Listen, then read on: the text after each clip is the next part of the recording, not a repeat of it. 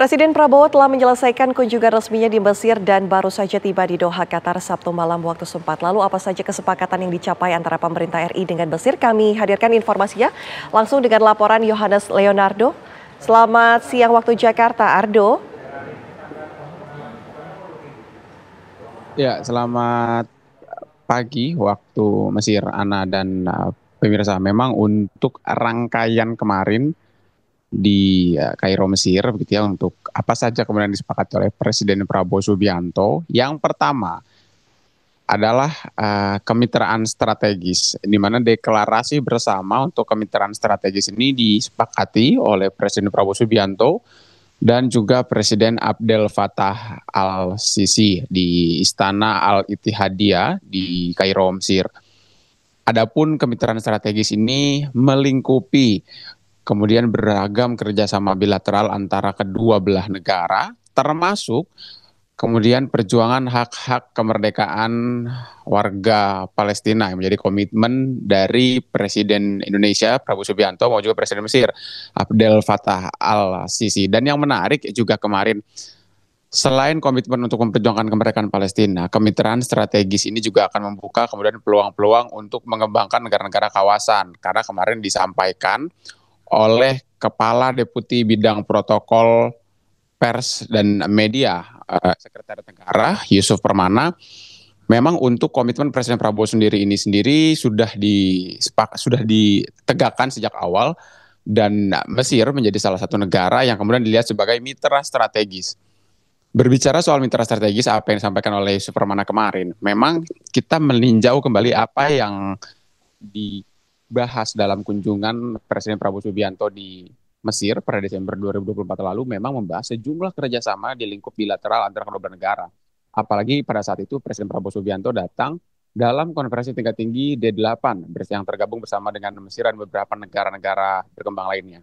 Dan di mana dalam kesepakatan tersebut disepakati ada sejumlah sektor yang dipercepat pembangunannya bagi kedua negara. Salah satunya adalah industri pertahanan. Dan sedikit yang menarik soal industri pertahanan ini, Ana. Memang kemarin juga setelah disepakatinya dan ditandatanganinya kemitraan strategis begitu ya. Memang untuk Presiden Prabowo Subianto ini mendapat ajakan dari Presiden Al-Sisi untuk mengunjungi dan meninjau fasilitas dari Akademi Militer. Salah satu yang dikunjungi oleh Presiden Prabowo adalah fasilitas lapangan pacuan kuda, di mana di sana jaraknya kurang lebih 40 menit dari pusat kota Kairo, tepatnya dari Istana Al-Ittihadiyah. Lalu kemudian Presiden juga meninjau kemudian apa-apa saja yang disediakan dalam fasilitas Akademi Militer yang dari kepantauan kami itu sangat luas begitu ya.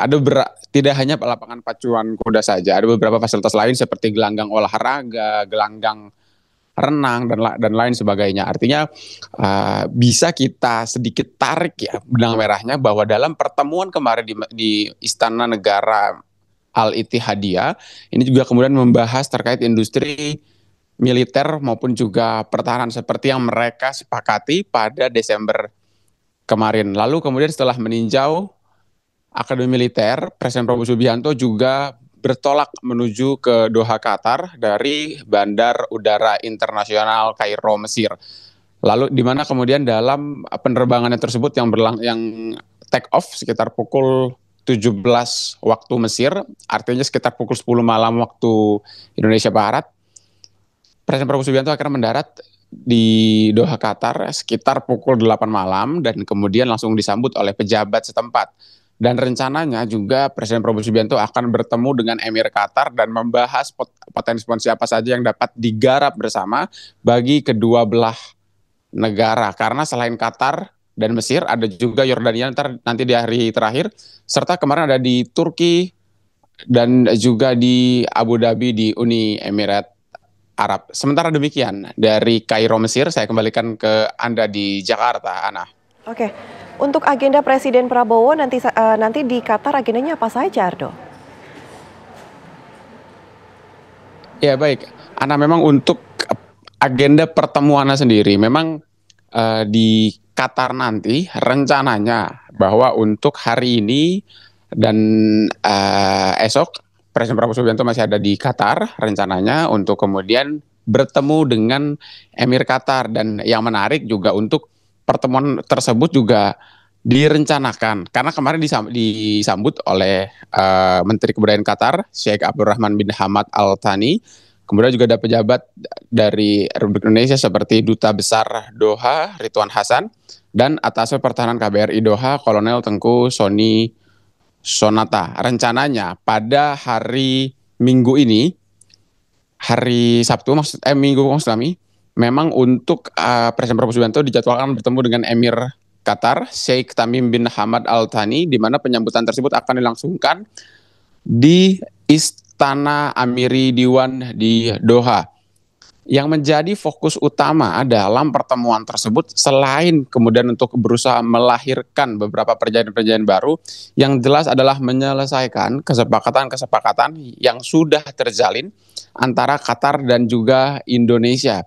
Selain itu, Presiden Prabowo Subianto juga sejak awal mengatakan bahwa akan ada kesepakatan strategis yang kemudian akan dijalin untuk kedua belah negara. Dan memang untuk sama seperti di Mesir, begitu ya, Presiden Prabowo Subianto di Qatar ini didampingi oleh dua menterinya. Yang pertama adalah Menteri Luar Negeri Sugiono dan juga Sekretaris Kabinet Letkol Teddy Indra Wijaya yang kemudian mendampingi seperti di Mesir.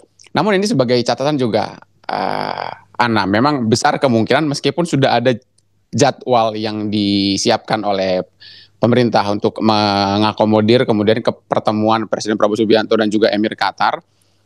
Namun yang perlu digarisbawahi adalah dinamika jadwal tersebut sangat mungkin tentatif dan berubah-ubah.